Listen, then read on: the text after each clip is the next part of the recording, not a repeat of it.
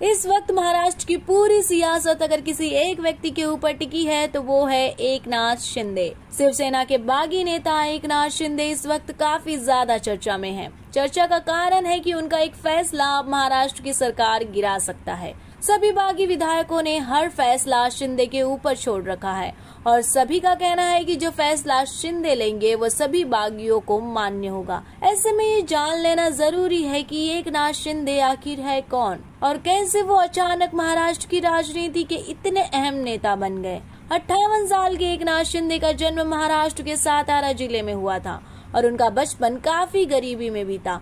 वो जब 16 साल के थे तब उन्होंने अपने परिवार की मदद के लिए काफी समय तक ऑटो रिक्शा भी चलाया। इसके अलावा उन्होंने पैसे कमाने के लिए शराब की एक फैक्ट्री में भी काफी समय तक काम किया। कहा यह भी जाता है कि 1980 के दशक में वो बाल ठाकरे से काफी प्रभावित हुए और इसके बाद उन्होंने शिवसेना पार्टी ज्वाइन कर ली। उस समय महाराष्ट्र में शिवसेना अकेली ऐसी पार्टी थी जो हिंदुत्व के मुद्दे पर लोगों के बीच जाती थी। इस मामले में बीजेपी भी उससे काफी पीछे थी। एकनाथ शिंदे 2004 में पहली बार विधायक बने और बाल ठाकरे की मृत्यु के बाद उन्हें शिवसेना के सबसे बड़े नेता के तौर पर देखा जाता था। हालांकि पिछले 2 वर्षों में उनका ये कद घट गया और पार्टी में उनसे ज्यादा उद्धव ठाकरे के पुत्र और महाराष्ट्र सरकार के मंत्री आदित्य ठाकरे को ज्यादा प्राथमिकता दी जाने लगी, जिससे एकनाथ शिंदे खफा हो गए। असल में एकनाथ शिंदे पार्टी में सिर्फ नाम के लिए रह गए थे और उन्हें ज्यादा महत्व नहीं दिया जाता था। यहाँ एक बात आपको ये भी समझनी होगी कि शिवसेना की स्थापना वर्ष 1966 में बाल ठाकरे ने की थी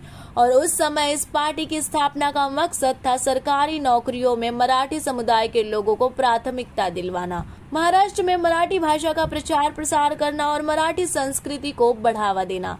हिंदुत्व की विचारधारा को शिवसेना ने 1980 के दशक में अपनाया, यानी शिवसेना की स्थापना के समय हिंदुत्व बड़ा मुद्दा नहीं था, लेकिन 1980 के दशक में बाल ठाकरे ने हिंदुत्व और क्षेत्रवाद को मिला दिया और महाराष्ट्र में हिंदुत्व के सबसे बड़े ब्रांड एम्बेसडर बन गए। इसके अलावा बाल ठाकरे ने जीवित रहते हुए सरकार में कभी कोई पद हासिल नहीं किया और न ही अपने परिवार से किसी को सरकार का हिस्सा बनने दिया।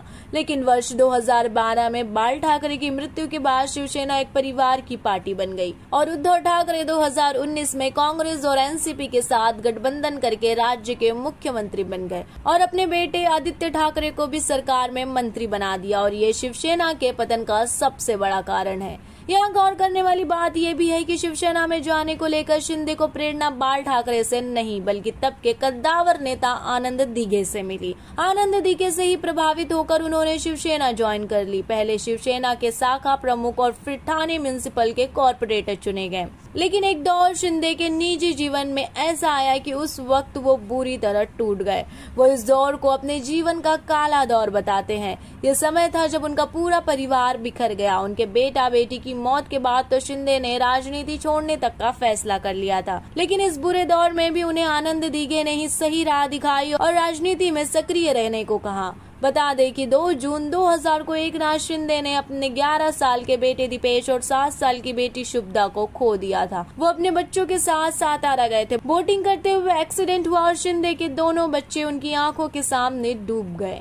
उस वक्त शिंदे का तीसरा बच्चा श्रीकांत सिर्फ 14 साल का था। आप आनंद दिघे के राजनीतिक कद का अंदाजा इसी बात से लगा सकते हैं कि महाराष्ट्र में बाला साहेब ठाकरे को भी लगने लगा था कि कहीं वे पार्टी के बड़े नेता ना बन जाए। ठाणे में तो दिघे के सामने किसी राजनीतिक हस्ती की कोई औकात ही नहीं थी, लेकिन फिर कुछ समय बाद ही शिंदे के गुरु की भी अचानक मौत हो गई। 26 अगस्त 2001 को एक हादसे में दिघे की मौत हो गई। दिघे की मौत के बाद शिवसेना के ठाणे क्षेत्र में खालीपन आ गया और शिवसेना का वर्चस्व कम होने लगा, लेकिन समय रहते पार्टी ने इसकी भरपाई करने की योजना बनाई और शिंदे को वहां की कमान सौंप दी। शिंदे शुरुआत से ही दिघे के साथ जुड़े हुए थे, इसलिए वहां की जनता ने शिंदे पर भरोसा जताया और पार्टी का परचम लहराता रहा। शिंदे के करीबी कहते हैं कि वो भी अपने गुरु की ही तरह जनता के सेवक रहे। साल 2004 में वो पहली बार विधायक बने। इसके बाद 2009, 2014 और 2019 विधानसभा चुनाव में भी जनता ने उन्हें ही जिताया।